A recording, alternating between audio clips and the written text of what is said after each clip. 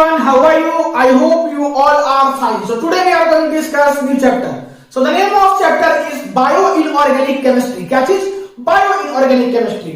ये जो है आपका इनऑर्गेनिक केमिस्ट्री का एक छोटा सा चैप्टर है, नहीं तो आज जो हम डिस्कस करने वाले हैं वो बायो इनऑर्गेनिक केमिस्ट्री का लेक्चर नंबर 1 डिस्कस करने वाले हैं। इसमें हम बात करेंगे बायो इनऑर्गेनिक केमिस्ट्री होता क्या है, मींस इसका इंट्रोडक्शन। उसके बाद फिर हम छोटा सा टॉपिक कवर करेंगे। टॉपिक का नाम है essential and trace element in biological process. तो ये दोनों बातों पे हम डिस्कस करने वाले हैं। सबसे फर्स्ट इंट्रोडक्शन, उसके बाद फिर essential and trace element in biological process.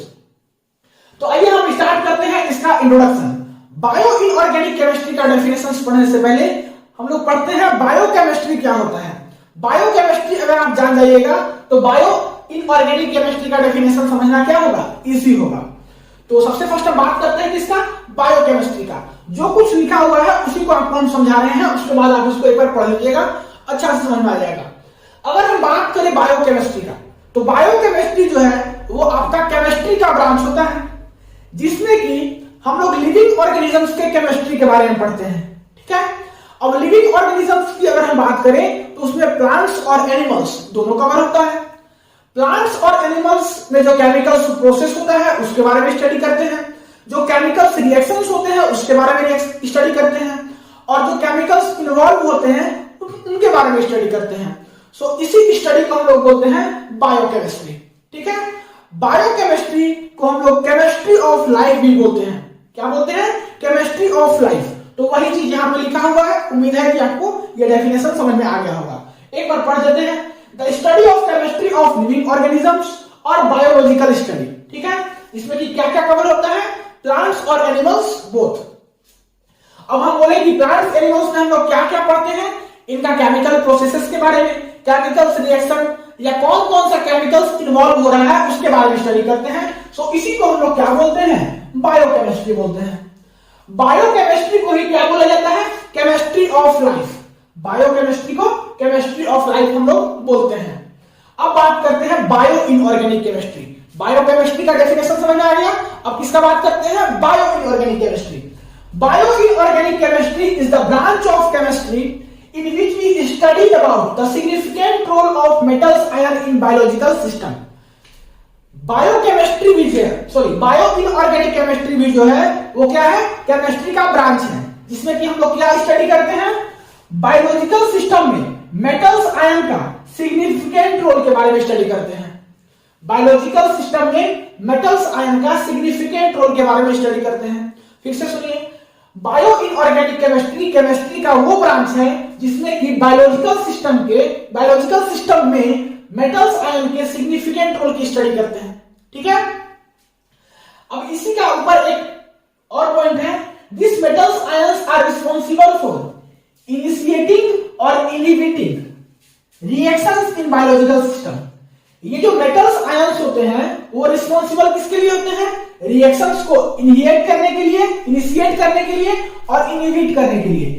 मतलब कि इनिशिएट करने के लिए भी रिस्पांसिबल होते हैं और इनहिबिट करने के लिए भी रिस्पांसिबल होते हैं। कौन? Metals ion. तो उम्मीद है कि बायोकेमिस्ट्री का डेफिनेशन क्या होता है, बायो इनऑर्गेनिक केमिस्ट्री का डेफिनेशन क्या होता है, आपको समझ में आ गया होगा। अब बात करते हैं हम लोग एसेंशियल एंड ट्रेस एलिमेंट के ऊपर। ठीक है, तो इसको फटाक से वीडियो को पॉज करके नोट कर लीजिए। अब बात करते हैं एसेंशियल एंड ट्रेस एलिमेंट। तो नोट कीजिए, 1 2 3 मिटाएंगे। अब हम बात करते हैं essential and trace element in biological processes. ठीक है, तो सबसे फर्स्ट लाइन लिखा हुआ है कि an essential is that which is required for the maintenance of life. Essential element क्या है? एसेंशियल एलिमेंट्स वो एलिमेंट्स हैं जो कि रिक्वायर्ड है किसके लिए, लाइफ के मेंटेनेंस के लिए। मींस जिसके बिना हम नहीं रह सकते, नहीं, जिसके बिना लाइफ पॉसिबल नहीं है। So essentials is that which is required for maintenance of life.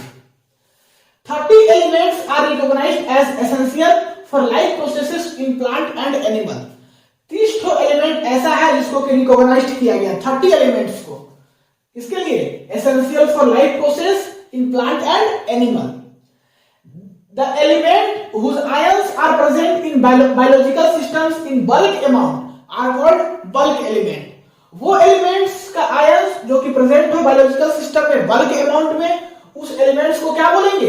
Bulk element बोलेंगे। उसका example carbon, hydrogen, nitrogen, oxygen, नहीं, sodium, potassium, calcium, magnesium, phosphorus, बहुत सारा यहाँ पे जो है लिखा हुआ है। सो ये सब इसका क्या हुआ? बल्क एलिमेंट का एग्जांपल हुआ। The elements whose ions are present in biological system in trace amount are called trace element.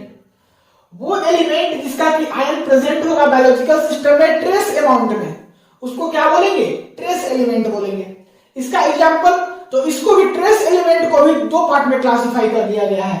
One is trace metal and another is trace non metal. आपको बता दें कि ट्रेस मेटल्स का example में जो examples है वो यहां पे है नीचे में, we, Cr, Mn, Fe, Co, Ni, Cu, Zn और Mo। वही बात करें ट्रेस नॉन मेटल का, तो इसका एग्जांपल है B, Si, Ac, F and I। ठीक है। लेकिन बायो इनऑर्गेनिक केमिस्ट्री में जो हम लोग मेनली बेसिकली जो ज्यादा यूज करते हैं वो यूज करते हैं ट्रेस मेटल्स आयन। नहीं, आप जब डेफिनेशंस पढ़ रहे थे बायो इनऑर्गेनिक केमिस्ट्री का, तो बायो इनऑर्गेनिक केमिस्ट्री में हम लोग देखे थे कि किसके बारे में स्टडी करते थे? मेटल आयन के बारे में। किसके बारे में स्टडी करते थे? मेटल आयन के बारे में। नॉन मेटल्स आयन के बारे में अगर हम बात करें तो उसको स्टडी किया जाता है ऑर्गेनिक केमिस्ट्री में, बायो ऑर्गेनिक केमिस्ट्री में। बायो इनऑर्गेनिक केमिस्ट्री में किस चीज के बारे में स्टडी करते हैं? मेटल्स आयंस के बीच में, नहीं, मेटल्स आयंस के बारे में। नॉन मेटल्स आयंस के बारे में कहां पे स्टडी करते हैं?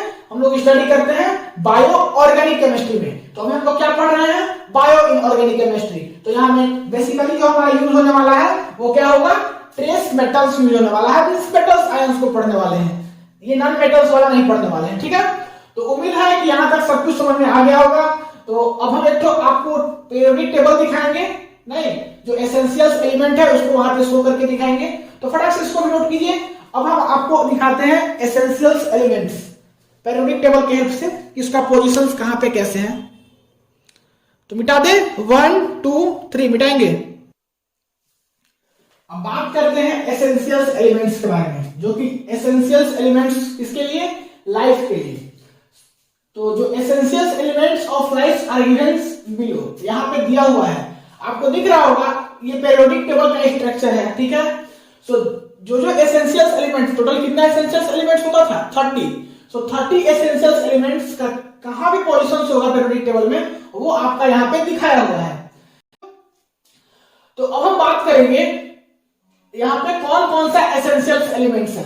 Hydrogen, sodium, potassium, magnesium, calcium. ठीक है।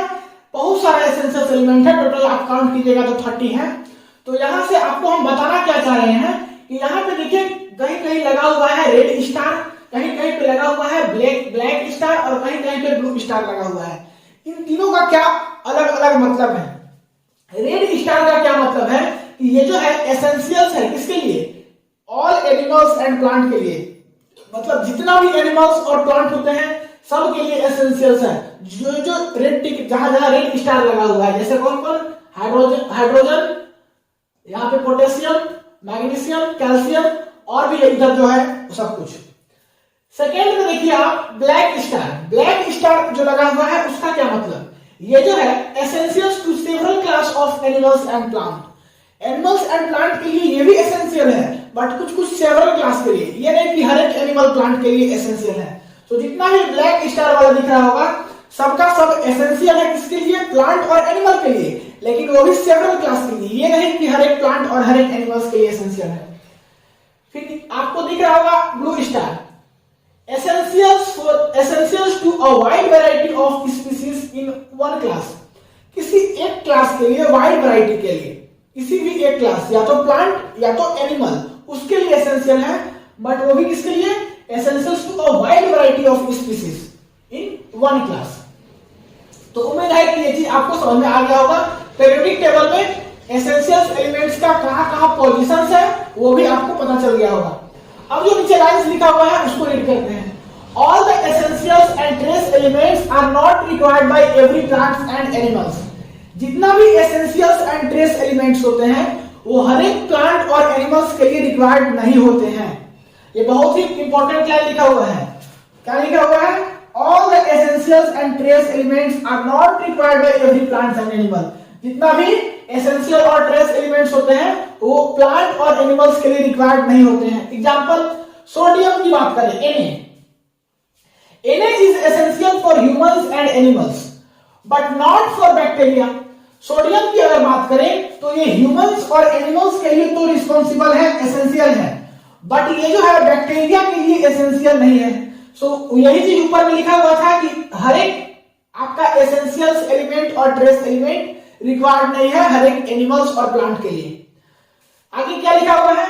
Some plants required L B V but humans do not require this element. बहुत सारा प्लांट्स जो है वो रिक्वायर्ड करता है एसेंशियल्स एलिमेंट में एल को, बी को, वी को, but humans do not require this element. Humans जो है ये एलिमेंट को, ये एसेंशियल्स एलिमेंट्स को रिक्वायर्ड ह्यूमंस को नहीं है। Some essentials element prove to be toxic even fatal when taken in higher concentration। कुछ essentials element जो है आपका टॉक्सिक के जैसा बिहेव करेगा, इवन फेटल के जैसा बिहेव करेगा जब उसको आप हाई कंसंट्रेशन पे लोगे तब, मींस ज्यादा अमाउंट पे लोगे तो बहुत सारा एसेंशियल्स एलिमेंट कैसा बिहेव करेगा? टॉक्सिक के जैसा, इवन फेटल के जैसा। ठीक है, हाई कंसंट्रेशन लेने पे। अब जो है हम लोग बात करते हैं बायोलॉजिकल रोल्स के बारे में, तो इसको फटाक से नोट कर लीजिए। अब बात करते हैं बायोलॉजिकल रोल्स के बारे में। तो बेटा अब हम बात करते हैं बायोलॉजिकल रोल्स किसका? ट्रेस एलिमेंट का। तो ट्रेस एलिमेंट का बायोलॉजिकल रोल्स के बारे में बात करें तो यहां पे आपको दिख रहा होगा एक साइड मेटल्स, जो कि ट्रेस आपका मेटल्स है। ठीक है, और यहां पे लिखा हुआ है मास। ये जो मास है ये मेटल्स का अमाउंट दिखा रहा है कि कितना ह्यूमन में प्रेजेंट होता है, कितना ये मेटल का अमाउंट ह्यूमन में प्रेजेंट होता है, वो चीज यहां पे लिखा हुआ है। और ये जो मास है वो एवरेज 70 केजी वेट वाले ह्यूमन का लिया गया है। ठीक है, कितना? 70 केजी एवरेज वेट वाले ह्यूमन का लिया गया है। और साथ ही साथ इधर लिखा हुआ है आपका बायोलॉजिकल सोर्स, थोड़ा छोटा है, इसको थोड़ा मैनेज कीजिएगा। तो सबसे फर्स्ट हम बात करें वी का, दैट इज वेनेडियम का। तो इसका मास जो होगा वो कितना होगा? 0.11। यहां पे हम थोड़ा लिख दे रहे हैं, आप कंफ्यूज मत होइएगा। एवरेज कितना के लिए लिया गया है? 70 केजी वेट वाले ह्यूमन के लिए बात किया गया है यहां पे ये मास। ठीक है, तो वेनेडियम का कितना मास होगा? 0.11। और ये कहां पे प्रेजेंट होगा? एंजाइम्स में। ठीक है, बात करें क्रोमियम का तो इसका मास होगा 14 और इसका कहां पे यूज होगा? हायर मैमल्स में नहीं, ग्लूकोज मेटाबॉलिज्म के लिए ये एसेंशियल्स होता है। बात करें एमएन का तो इसका मास होगा 12 और ये जो है एंजाइम्स में प्रेजेंट होता है। साथ ही साथ ये जो है फोटो सिस्टम में और फोटो रिडॉक्स एक्टिविटी में भी क्या करता है? हेल्प करता है, यहां पर भी इसका काम आता है। आयरन की बात करें एफी का तो एफी का मास होगा 4200 और ये जो है इलेक्ट्रॉन ट्रांसफर सिस्टम में हेल्प करता है। ठीक है, O2 स्टोरेज एंड ट्रांसपोर्ट में यूज होता है, एफी स्टोरेज में यूज होता है, नहीं एफी ट्रांसपोर्ट प्रोटीन्स में यूज होता है और कुछ कुछ एंजाइम्स में भी यूज होता है। अब बात करें CO का तो इसका मास होता है 3 और इसका कहां पे यूज है? विटामिन B12 में, एंजाइम्स में। निकेल की बात करें तो इसका मास होता है 15 और इसका भी यूजेस कहां पे है? एंजाइम्स में। कॉपर की बात करें तो इसका मास होता है 72 और इसको कहां पे यूज किया जाता है? इलेक्ट्रॉन ट्रांसफर सिस्टम में, O2 स्टोरेज एंड ट्रांसपोर्ट में। ठीक है, और साथ ही साथ कॉपर ट्रांसपोर्ट प्रोटीन्स में। नेक्स्ट अगर हम बात करें जिंक का तो इसका मास होता है 2300 और ये जो है आपका एसिड के जैसा, लेविस एसिड के जैसा बिहेव करता है ये रिएक्शंस में। अब ये रिएक्शंस जो है आपका यहाँ पे क्या है वो देखिए, in hydrolysis process involving carboxypeptidase, नहीं carbonic anhydrase and alcohol dehydrogenase में। ठीक है, ये कैसा बिहेव करता है? लेविस एसिड के जैसा बिहेव करता है। एमओ की बात करें तो इसका मास होता है 5 और ये कहां पे यूज किया जाता है? एंजाइम्स में यूज किया जाता है। तो ये सब हुआ आपका बायोलॉजिकल रोल्स हर एक मेटल्स का अलग अलग। ठीक है, और ये जो मास है वो हम फिर से बता रहे हैं, एवरेज 70 केजी वेट ह्यूमन के लिए लिया गया है। तो वही यहाँ पे लिखा हुआ है, trace metals present in an average 70 KG human. तो उम्मीद है कि ये सारा कुछ समझ में आ गया होगा। मिलते हैं अगले क्लास में नए टॉपिक के साथ, तब तक के लिए पढ़ाई करते रहिए। All the very best. Video को पॉज करके नोट कर लीजिए।